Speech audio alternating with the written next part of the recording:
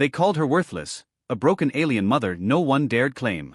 Her eyes were empty, her arms forever reaching for a child she lost to war and cruelty. Suitors turned away, merchants spat at her feet, and all she knew was loneliness under endless stars. But then one human stepped forward, not to buy her, not to use her, but to offer something she'd never imagined: his name, his warmth, and a true home. What could drive a human to embrace a forgotten mother the galaxy had left behind?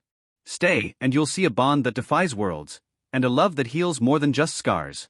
They told her she was worthless, too broken to even serve as a laborer, too fragile to keep around as a servant. Her species, once proud and luminous in the deep corridors of the old star empires, had been ravaged by war.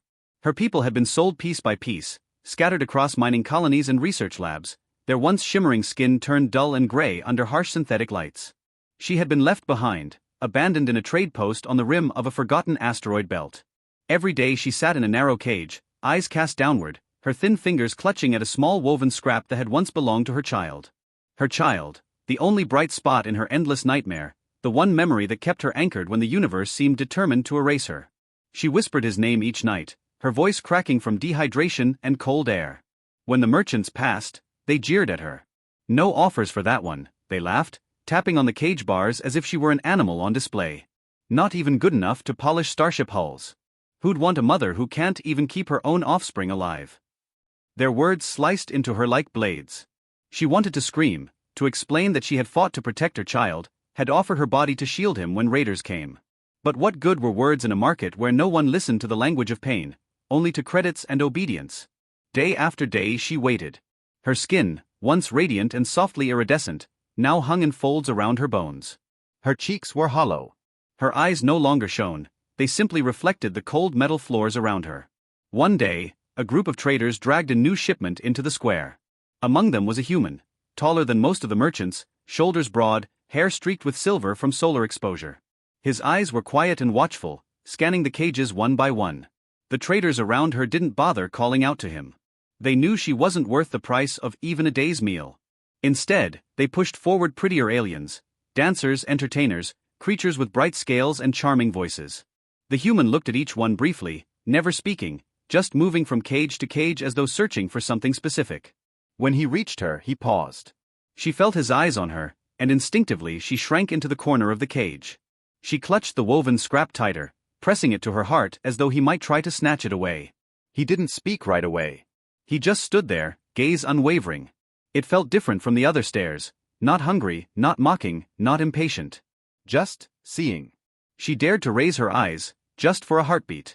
In that small moment, she saw something she hadn't witnessed in years: warmth. He knelt slowly, bringing his face level with hers. The traders noticed and laughed. She's not for you, human. You want a healthy breeder or a singer, maybe a pleasure companion, not that sorry pile of bones. The human ignored them completely. His voice came low and gentle. What's your name? She flinched, shaking her head violently. She didn't have a name anymore. It had been stripped from her the day she was captured. The only thing she had left was the cloth pressed to her chest. He looked at the scrap in her hands and leaned closer. Was that your child's? The question wasn't said with scorn, but with genuine curiosity, even kindness. A tremor passed through her whole body. Tears welled in her eyes, blurring her vision. She nodded once, slowly. What happened? He asked, and though his voice was soft, it carried more power than any shout.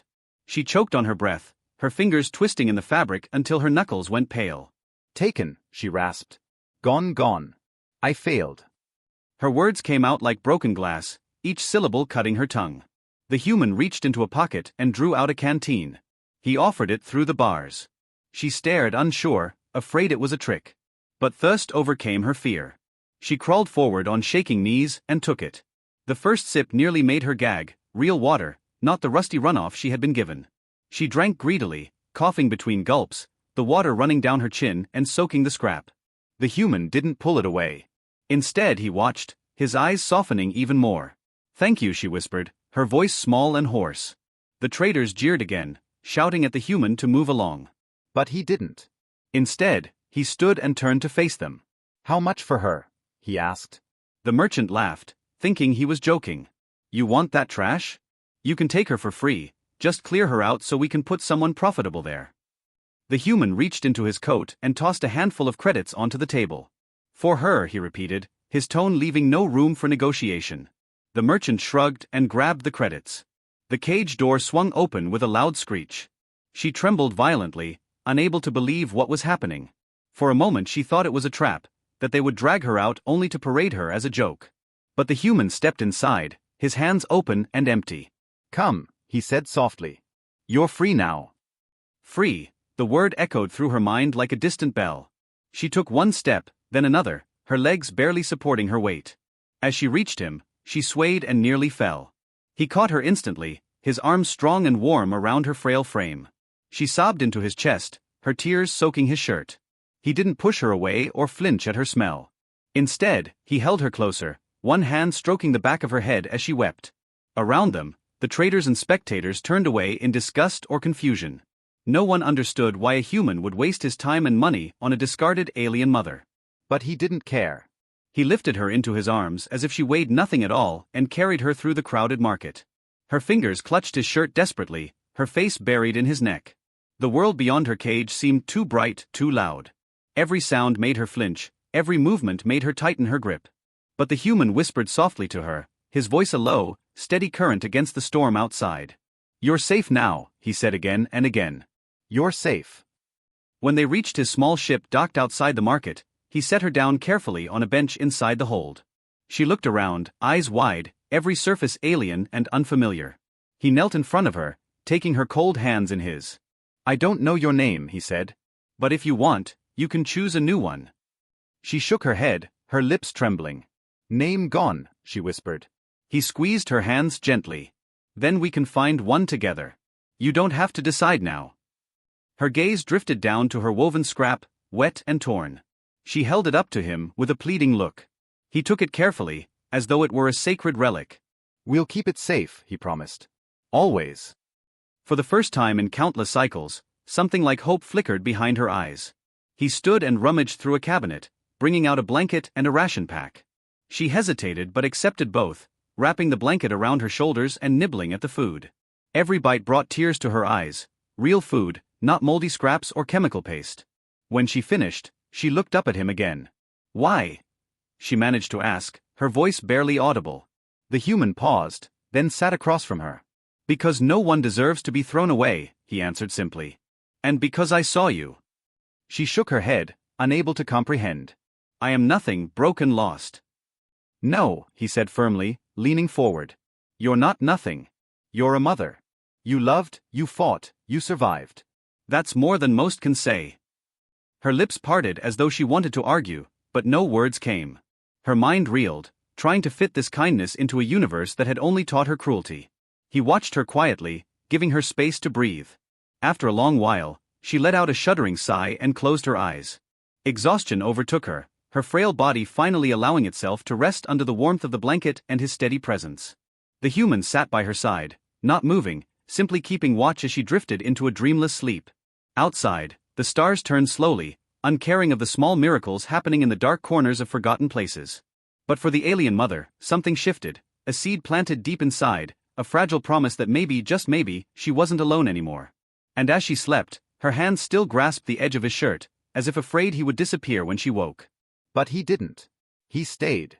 And for the first time since her child was taken, she felt the distant warmth of something she had almost forgotten: home. When she awoke, she didn't know how long she had been asleep. Her body ached in ways she hadn't felt since before captivity. It was the ache of real rest, of muscles allowed to loosen, of warmth finally seeping into frozen bones. The human was still there, sitting across from her, eyes heavy but unwavering. She shifted beneath the blanket, startled when she felt the softness of the fabric still wrapped around her. In all the cycles she'd been caged, no one had ever let her keep anything warm. She thought it must be a dream. But the warmth was real. His gaze was real. Her trembling hand reached out tentatively, touching his knee as if to confirm he hadn't vanished. He startled slightly, then laid his hand over hers. "You slept a full day," he said, his voice low and steady. "I watched over you." Her lips parted, but no words came. The gratitude sat like a burning coal in her throat, too hot to voice. He squeezed her hand, rising to fetch another ration pack and some water. "Eat," he urged. She obeyed without question, nibbling carefully, each swallow making her eyes brim again. As she finished, she looked around the small ship. The walls weren't gleaming or new, but they felt alive, covered with tools, old tapestries, half-repaired gadgets, and small signs of a real life. It was nothing like the sterile markets or dark cages she knew. It felt safe. After her meal, she pressed the damp scrap of her child's cloth to her lips and looked at him. Where go? She asked, her voice thin and brittle. Somewhere far from this sector, he said. A place with fields and rivers. A place you can breathe without fear. She shivered, unsure how to process that. No place she had ever known was without fear. Even her home world had been scarred long before she lost everything. But there was a softness in his eyes she wanted to believe in, a promise hidden in each gentle word. He reached over and touched the woven scrap in her lap. Do you want to tell me about him? He asked softly. She shook her head violently at first. The pain too raw. But after a moment, she began to speak, halting, jagged, words fighting through broken memories. He's small bright eyes. Loved the sky. Laughed when I sang. Her voice cracked again, a raw wound reopening. They took him. Said not worth feeding. He cried. I tried. Her hands clawed at the scrap as if she could pull her child back through its threads. The human leaned forward, holding her shoulders gently. I know you did, he whispered. You fought as hard as you could. She slumped forward, her forehead pressing against his chest, her whole body shaking. I failed, she rasped. Failed. No, he said firmly. You were forced. You didn't fail, they failed you. She didn't understand at first. She'd been blamed so long she thought the fault was hers to carry. But something in the way he spoke, as if each word weighed as much as a planet, made her pause. You did what any mother would do, he continued. You protected him with everything you had. And that is not failure. That is love. She sobbed, each sound echoing through the small cabin like a distant star exploding. He stayed with her, his arms strong and unmoving, anchoring her to the moment. Eventually, the sobs faded to hiccups, her breath stuttering like a flickering flame. She slumped against him, exhausted beyond words.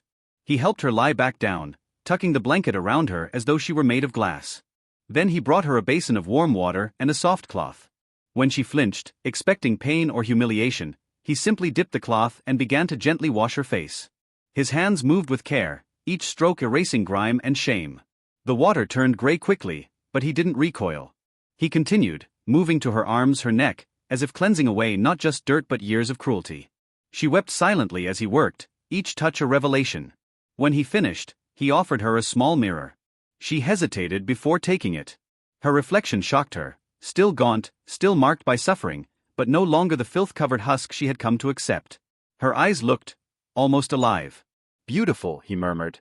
Her gaze snapped to him, disbelieving. Broken, she whispered. No, he repeated firmly. Strong. Beautiful. She didn't understand how he could see her that way, but she wanted to. Wanted to feel even a fraction of that truth. Later, he prepared the ship for departure.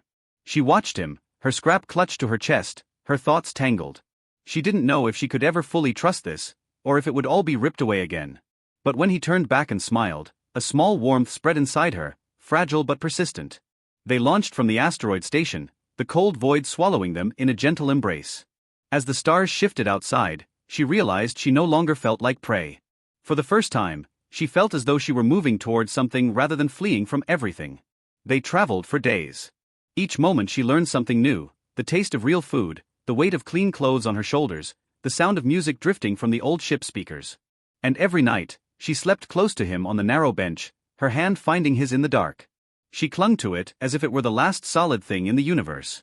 He told her stories of Earth, blue skies, trees that sang in the wind, animals that ran free. She listened, her mind painting pictures she had never dared to imagine. Sometimes she would ask questions, sometimes she just listened and let her imagination soar. One night, after a quiet meal, she reached out and touched his face. Why me? She asked, voice trembling. So many better. He shook his head, pressing his forehead to hers. Because you needed someone. Because I saw your heart, not just your wounds. Tears blurred her vision again. She pressed closer, her breath shaky. I am afraid, she confessed. I know, he answered. I am too sometimes. But we can be afraid together. Slowly, gently, she leaned forward and pressed her lips to his cheek. It was awkward, hesitant, the first gesture of affection she had offered since her entire world shattered. His arms wrapped around her, pulling her into a quiet, safe darkness where they simply existed together. When they finally arrived on the green moon orbiting his chosen planet, she was almost too frightened to step out. But he held her hand firmly, guiding her down the ramp. The air smelled sweet, heavy with life. She staggered, overcome by the scents of flowers and earth. The ground felt solid under her feet, not the cold metal she had known for so long. Around them stretched fields of wild grass, small streams weaving like silver ribbons through the landscape.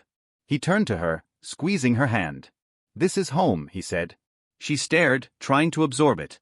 "Home," she repeated, as though tasting the word for the first time. He guided her to a small, sun-warmed house. Inside, it was simple but cozy. The walls were covered with art, maps, dried herbs hanging from the beams. It felt alive, filled with years of quiet love. He showed her a small room with a wide window facing the sunrise. "This is yours," he said. She looked around, trembling. "Mine." "Yes. Yours." She pressed her forehead to the window, staring at the horizon. Her fingers pressed to the glass, as though she could absorb the sunrise itself. That night, she sat on the porch, the woven scrap of her child still in her lap.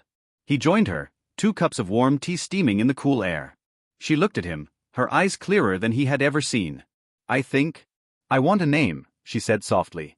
He smiled, setting his cup aside. "Any name you choose."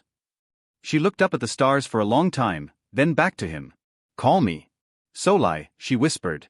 "It was my grandmother's. She's strong too." He took her hands, tears sparkling in his eyes. "Solai," he repeated reverently. "Welcome home." She sobbed again, but this time they were tears of release, not despair. She leaned into him, and he wrapped his arms around her. In that quiet moonlit moment, her grief finally began to uncoil. The guilt, the shame, the echoing loss, they would always be part of her, but they no longer defined her entire existence. They sat there until the first hints of dawn painted the fields. Solai watched the light crawl across the grass, her chest rising and falling with a newfound steadiness. At last, she looked up at him, her voice stronger. "Thank you," she said simply. He pressed his forehead to hers again. "Thank you for surviving," he murmured back. The days that followed were gentle and healing. Solai planted small flowers by the windows, tended to the simple garden he had started. She would sometimes sing to the sunrise, her voice tentative at first, but growing stronger with each morning. She kept the woven scrap of her child in a special box by her bedside, lighting a small candle for him each night. One day, she stood in the doorway and watched him work in the field. She realized she no longer felt invisible. She was no longer an item to be traded or discarded. She was Solai, a mother, a survivor, a woman learning to live again. That evening, she stepped outside and joined him among the growing plants. She knelt beside him, her hands sinking into the warm soil. When he looked at her, she smiled, the expression transforming her entire face. "I want to help," she said. He handed her a small spade, and together they worked until the stars shone above them. And in that field, under the vast night sky, Solai finally felt what she had been denied her whole life, a sense of belonging, of worth, of love deeper than any trade or bargain. When they returned to the house, he took her hand and led her inside. She glanced around at the small warm rooms, the soft light from the lamps, the smell of fresh herbs. For the first time in countless cycles, she no longer felt like a ghost. She looked at him, her eyes full of wonder and gratitude. "I am home," she whispered.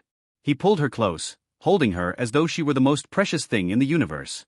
"Yes," he said, his voice rough with emotion. "You are home."